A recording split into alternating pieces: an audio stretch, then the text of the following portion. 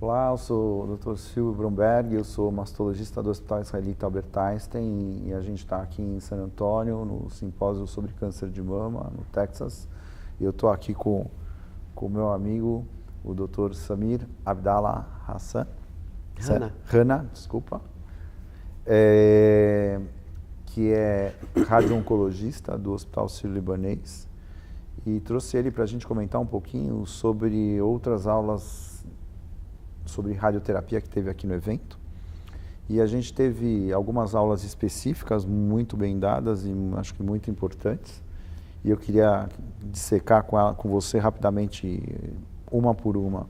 Então, eu acho que a primeira delas, que talvez fosse importante, seria a meta-análise do Early Breast Cancer Group, que eles fizeram. E ainda fizeram, onde nessa meta-análise o que eu achei bacana é que eles separaram o que era antes de 1989 e o que era após 1989, o que eles chamaram de velho tratamento e novo tratamento, porque mudou a radioterapia, graças a Deus, melhorou, e fizeram essas comparações. Então eu queria sucintamente o que você achou e o que você viu de positivo nessa apresentação, Samir. Pois é, Silvio, essa é uma meta-análise sempre muito respeitosa, porque ela envolve quase 80 mil mulheres. E esse grupo publica artigos a cada 2 anos, né? Então, sempre que sai artigo dessa meta-análise, a busca por essas referências é muito alta. Eles trouxeram aqui para esse congresso em San Antônio um dado interessante, porque eles correlacionaram mais de 13 mil mulheres. E eles tentaram responder a seguinte pergunta: fazer a irradiação dos linfonodos tem algum benefício ou não? E eles correlacionaram esse benefício com o tempo em que essas pacientes foram tratadas. Então, eles conseguiram observar que tratamentos da década de 60, 70 até 80, as pacientes tinham um certo benefício usando esse tipo de radioterapia, só que elas morriam mais por outras causas. E dentre as outras causas, eram basicamente oriundas de toxicidade da radioterapia. Fibrose pulmonar e complicações e toxicidade tardia cardíaca, né? E aí eles compararam com um grupo de pacientes tratadas a partir dos anos 90 e começo dos anos 2000. Eles pararam em 2003. E eles viram que nessas pacientes o benefício também se manteve, só que a morte das pacientes por outras causas que não o câncer de mama ficou muito menor, porque a radioterapia melhorou e houve então uma habilidade de gerar um tratamento igual, porém um tratamento igual no sentido oncológico, porém um tratamento que machucava menos os pacientes, que dava menos toxicidade tardia. Então esse dado é muito interessante, porque ele ilustra o avanço tecnológico no benefício dos tratamentos dos pacientes, né? Isso, e obviamente reduzindo a mortalidade de câncer de mama específica, tanto um quanto outro, maior benefício em pacientes com linfonodos maciçamente comprometidos e menor benefício em 0 linfonodos de 1 a 3, né? Muito similar, inclusive, eu achei. Isso, eles mostraram as curvas em pacientes N0 e 1 a 3. 1 a 3 bem e parecidos. 3. Sim. E eu achei esse estudo bem importante. Outro estudo que foi falado foi o RAPID, que na verdade é uma radioterapia parcial, certo? Que foi comparado com a radioterapia convencional externa. E que é um curso, acho que de 1 semana, se não me engano, né? Exato. De tratamento. Eu queria que você comentasse um pouco como que é isso de você irradiar, se não me engano, 2 vezes ao dia, né? Para cumprir em 1 semana, e mostraram dados, uma toxicidade, ou seja, complicações a longo prazo um pouco pior. Queria que você comentasse esse estudo com a gente. Esse estudo foi apresentado pelo Dr. Timothy Whelan, que ele é principal investigador de vários estudos importantíssimos para a radioterapia no câncer de mama. Então, sempre que ele apresenta os trabalhos, é de muito respaldo os dados que ele mostra. Então, esse Rapid Trial analisou mais de 2.000 mulheres que foram randomizadas para receber radioterapia de toda a mama, com ou sem o boost, o reforço de dose, versus radioterapia externa, parcial da mama e acelerada. Então, parcial porque não trata a mama toda, acelerada porque trata as pacientes em uma semana, e além de tratar em uma semana, eles faziam o que nós chamamos de radioterapia hiperfracionada, que é quando você faz 2 aplicações no mesmo dia, com um intervalo mínimo de 6 horas. Ou seja, as pacientes receberam 10 frações de radiação em 5 dias consecutivos. E eles mostraram que, do ponto de vista de desfecho oncológico, o estudo respeitou os limites de não inferioridade. Eles viram em torno, se eu não me engano, de 3% de recorrência, um pouquinho acima, um pouquinho abaixo, nos 2 grupos, mas respeitando a margem de não inferioridade. E eles viram também, infelizmente, um decréscimo da satisfação cosmética das pacientes. Eles faziam uma análise de base e uma análise no segmento, e as pacientes que fizeram a radioterapia acelerada e parcial, no esquema que eles estudaram, tiveram uma maior insatisfação cosmética. Isso provavelmente foi atribuído ao fato de elas terem sido tratadas com 2 frações por dia. E esse dado canadense, ele não é novo, porque existem 2 outros estudos que fizeram exatamente essa mesma abordagem de radioterapia, só que eles faziam 1 fração por dia, em dias alternados. Então, um desses estudos é o estudo italiano. Eles faziam 5 frações em dias alternados, 1 vez por dia.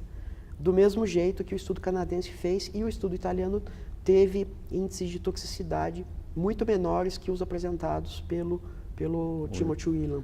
E a única coisa, assim, acho que, se não me engano, nesse estudo, 90% das pacientes faziam conformacional, e 10% fez IMRT. IMRT. Que acho que isso é um dado, eu não sei se tecnicamente faz muita diferença. Olha, para câncer de mama, o IMRT é uma técnica que tenta compensar as variações de dose dentro da mama. Então, toda vez que se consegue isso tratando a mama inteira, você diminui toxicidade dessas pacientes. Provavelmente, essas pacientes, que foi, como você citou, 10%, foram 10% da amostra, que receberam MRT, eles não mostraram uma análise específica desse subgrupo, mas provavelmente pacientes que fazem MRT por receber uma radiação mais homogênea na área vão ter menos toxicidade tardia, fibrose, alteração cosmética. Então, esse é um dado que a gente precisa ver na publicação final do estudo, né, Silvio? E outro estudo que apresentou foi o NSBP-B39, que também é uma radioterapia parcial comparada com a radioterapia convencional. Só que nesse era um pouquinho mais confuso, porque uma parte fez o balão, né? A outra parte fez, se não me engano, o Intrabin, e outra parte fez o IMRT. Mais ou menos, foi assim. Me lembra, por favor. Claro, eu vou tentar te atualizar. Esse estudo ele foi idealizado na época em que nem tinham ainda as recomendações de tratamento de pacientes, porque tinha aquele boom da radioterapia acelerada e parcial. Então, o NSABP e o RTOG, que são 2 instituições grandes, se juntaram para fazer um estudo multicêntrico. E eles colocaram o grupo controle, radioterapia convencional, e o grupo a ser estudado, radioterapia parcial da mama. A grande maioria das pacientes do grupo a ser analisado recebeu a radioterapia parcial com feixe externo, muito parecido com o que foi feito no estudo anterior que nós mencionamos. Em torno de 30% recebeu a bracterapia em balão, né, um device chamado Mammocyte. Em torno de 10 a 15%, agora não me lembro o número, recebeu bracterapia intersticial. Intersticial. Não teve Intrabin. Tá? Então, esse estudo juntou mais de 4.000 mulheres, e essa é a primeira publicação desses dados. Esse estudo, a gente conhece o desenho dele faz mais de 10 anos. Então, ele está demorando para gerar frutos, sabe? E, obviamente, o resultado, por ter uma natureza de vários tratamentos diferentes, os resultados, na minha opinião, também foram diferentes. Porque o que o estudo viu? Eles tiveram em torno de 4% de recorrência em 10 anos, só que esses valores não respeitaram os critérios de não inferioridade. Uma das coisas é que os pacientes que receberam bracterapia, tanto o Mammocyte quanto a bracterapia intersticial, tiveram em torno de 7, 8% de recorrência. Então, as pacientes de bracterapia foram piores do que as pacientes que receberam radioterapia com feixe externo, parcial. Então, uma das suposições do Frank Vittini, que apresentou o estudo, é que talvez a braquiterapia, as modalidades de braquiterapia não sejam tão efetivas quanto a rádio. Apesar que ele fez uma ressalva, a diferença era em torno de 1,5% Sim. entre uma e outra, apesar de não ser estatisticamente, aliás, ter sido uma diferença significante, né, não ter cumprido a não inferioridade, mas a diferença absoluta era pequena. Sim, pequena. E eu senti nele uma tendência a falar, olha, acho que braquiterapia é legal. Você acha isso mesmo ou não? Deu a impressão que ele falou com dor no coração, né? sobre uma das modalidades, porque ele vem de uma instituição que foi uma das pioneiras em braquiterapia. Ah, tá. E inclusive tinha um outro colega dele que fez perguntas para ele na apresentação, que foi o Kuski, envolvendo braquiterapia, que o Dr. Kuski também é um pioneiro em braquiterapia. Então, deu a impressão que ele queria, mas não queria afastar a braquiterapia. Eu acho que quando tiver a publicação final, vai ter uma análise sobre a diferença entre as modalidades, porque ele mostrou o slide e ele ressaltou que não foi uma análise planejada no estudo. Eles não desenharam o estudo para responder uma comparação das modalidades. O outro estudo que também foi citado é o Import High, que faz várias aplicações na mama em maneiras diferentes, né? Ou seja, ela fez 3 braços com doses diferentes. Óbvio que para um cirurgião foi o estudo mais complexo ali para se entender. Queria que você dissecasse em poucas palavras esse estudo, porque foi uma novidade, né?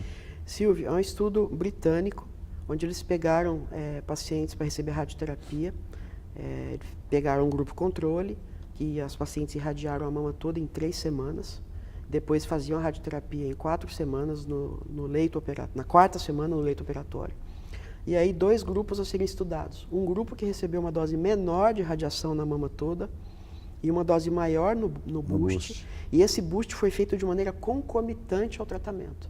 Ou seja, as mulheres eram tratadas em 3 semanas, em vez de em 4 semanas. E um terceiro grupo que não fez a radioterapia com as mesmas doses do grupo anterior, fez uma dose ainda maior no leito operatório. Então foi feita uma comparação desse estudo. Sim. Basicamente, a pergunta que a autora tentou responder nessa apresentação preliminar dos dados foi a questão de cosmese, né? Então eles viram que o terceiro grupo, que recebeu uma maior dose, teve um impacto cosmético muito mais intenso do que o segundo grupo. Então ainda esse estudo precisa de dados mais maduros, de efetividade, para que a gente tenha alguma conclusão mais relevante. Mas o fato de ter sido escolhido para apresentação oral junto com outros trabalhos de radioterapia denota a importância desse estudo quando os dados estiverem disponíveis, né, Silvio? Veja que nós tivemos a atualização do Amaros Trial, depois tivemos uma meta-análise de radioterapia de linfonodos, depois tivemos esses 2 estudos de radioterapia parcial e esse 5º estudo de radioterapia com boost concomitante, ou seja, tudo na tendência de diminuir o tratamento ou de diminuir a morbidade, né? Deu a impressão que a tônica foi essa, eles escolheram bem os temas para serem apresentados em conjunto. Muito bom, Samir. Queria te agradecer muito o fato de você ter vindo aqui. Obrigado. Falar com a gente. Uma honra. E vamos continuar com o evento. Obrigado.